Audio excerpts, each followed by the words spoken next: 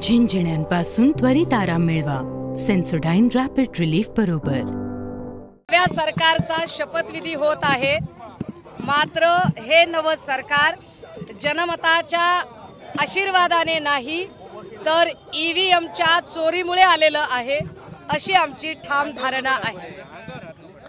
नवं सरकार येत असताना खरं तर राज्यात जल्लोषाचं आणि आनंदाचं वातावरण असायला हवं, मात्र राज्याच्या चौकाचौकात रस्त्यावर स्मशान शांतता पसरलेली आहे। याचा अर्थ असा आहे की महाराष्ट्राच्या जनतेने दिलेला कौल हा कौल महायुतीच्या बाजूने अजिबात नव्हता। मार्कडवाडीने एक दिशा दाखवली आणि मार्कडवाडीचा पॅटर्न पुढे महाराष्ट्रातल्या 44,000 ग्रामपंचायती राबवणार आहेत आणि याच अनुषंगाने आम्ही पुण्यातून आज नव्याने स्थापन होणाऱ्या सरकारला हे ईव्हीएमच्या मतांच्या चोरीतून आलेलं सरकार आहे हा आमचा संदेश राज्यभर पोहोचवण्यासाठी म्हणून इथे आलेलो आहोत।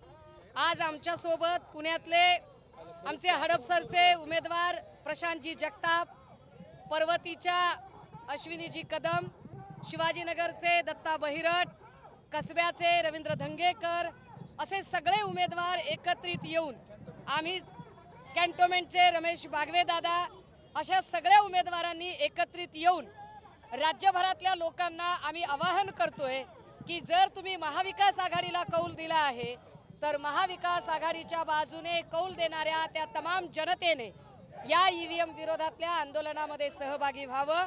भविष्य काळात हे आंदोलन अधिक जास्त आम्ही तीव्र करू। आता अजून एक अर्धा पाऊण तासांनी आम्ही डॉक्टर बाबासाहेब आंबेडकरांच्या पुतळ्याला अभिवादन करू आणि राज्यभर हे आंदोलन नेण्यासाठी आणि हे आंदोलन देशव्यापी करण्यासाठी आम्ही कटिबद्ध असण्याची आम्ही शपथ घेऊ आणि 7 तारखेपासून पुन्हा आम्ही इथे आंदोलनाला नियमित आमची सुरुवात करू। टायमिंग साधलाय का महाविकास आघाडीने? एकीकडे शपथविधी होतोय, अमित शाह दिल्लीत पोहोचतात, काय करतोय तू?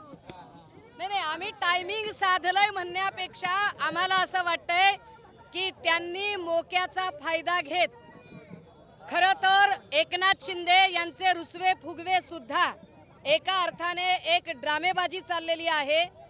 सगळ्या लोकांचं ईव्हीएम वरचं जे लक्ष आहे ते लक्ष हटवण्यासाठी जाणीवपूर्वक देवेंद्र फडणवीस आणि एकनाथ शिंदे मिलीभगतने रुसव्या फुगव्याचं नाटक करत आहेत। आम्ही आमची ईव्हीएमची लढाई मात्र कंटिन्युअसली चालू ठेवणार आहोत। एकनाथ शिंदे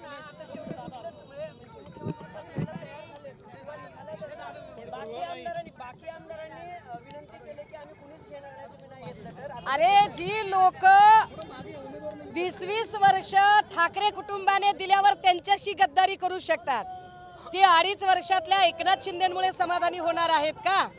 हे सगळं बोलण्यासाठीच्या गोष्टी आहेत। मुळात हे सगळेच लोक आज जर कुणी उदय सामंतांना सांगितलं की तुम्हाला उपमुख्यमंत्री करतो तर 1 मिनिटात ते एकनाथ शिंदेशी सुद्धा गद्दारी करतील। त्यामुळे या बोलण्याला काहीच अर्थ नाही। ईव्हीएम वरचं लक्ष हटवण्यासाठी हे केलं जातंय। दुसरीकडे अजितदादा गटाने एकनाथ शिंदेंची बार्गेनिंग पॉवर 0 वर आणून सोडलेली आहे।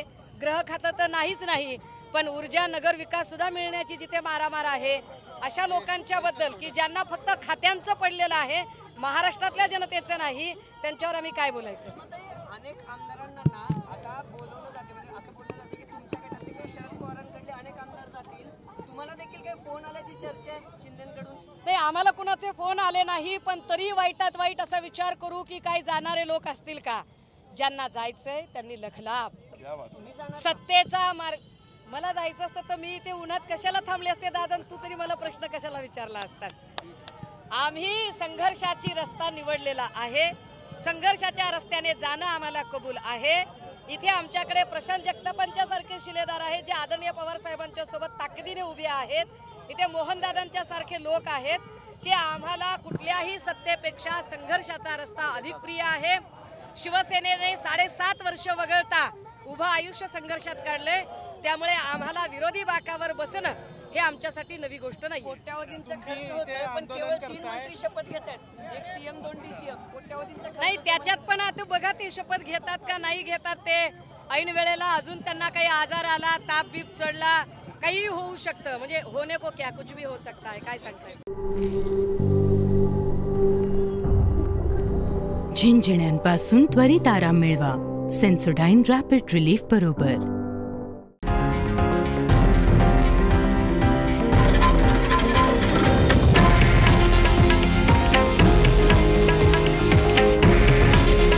हे आहे देशातील नंबर 1 न्यूज नेटवर्क आणि आपण पाहत आहात TV9 मराठी. काळजी तुमची, हित महाराष्ट्राचं.